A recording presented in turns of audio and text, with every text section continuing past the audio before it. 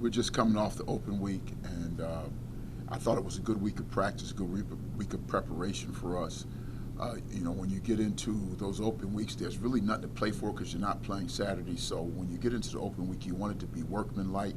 It's not going to be high, not low, but just a steady trying to improve. And I think we did that last week. We had a chance to work on some of the things that we had problems with, and also to scrimmage a little bit some of the younger guys to find out whether we could improve our depth and bolster what we have.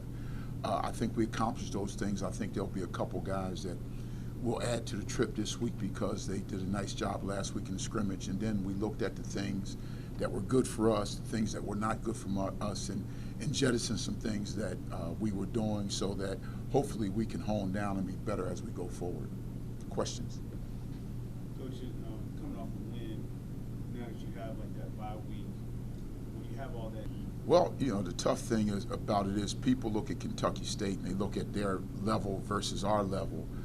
But I didn't know going in what Kentucky State ran offensively. When I found out what they ran offensively, it gave me some concern because of the option football, because of the dive option, because of the midline, because of the counter option, because of the belly G option, and all the other things that they do, plus throwing the ball. And looking at a team like this, what they do to you is they consume clock and they cut your possessions down, and it helps their defense because you look up, you get them stopped, they punt the ball, and they had the ball for 7 minutes. And they run all the clock all the way down, they snap it inside of 8 seconds all the time.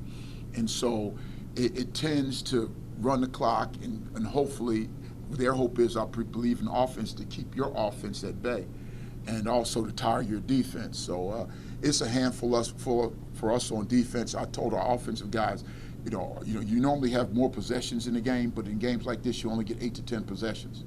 And so you've got to take advantage of every possession that you get when you get the ball offensively. And I told the guys in offense, we need to score some points because just the fact that kind of offense has trouble coming back from behind. So, getting the lead is important against a team like this.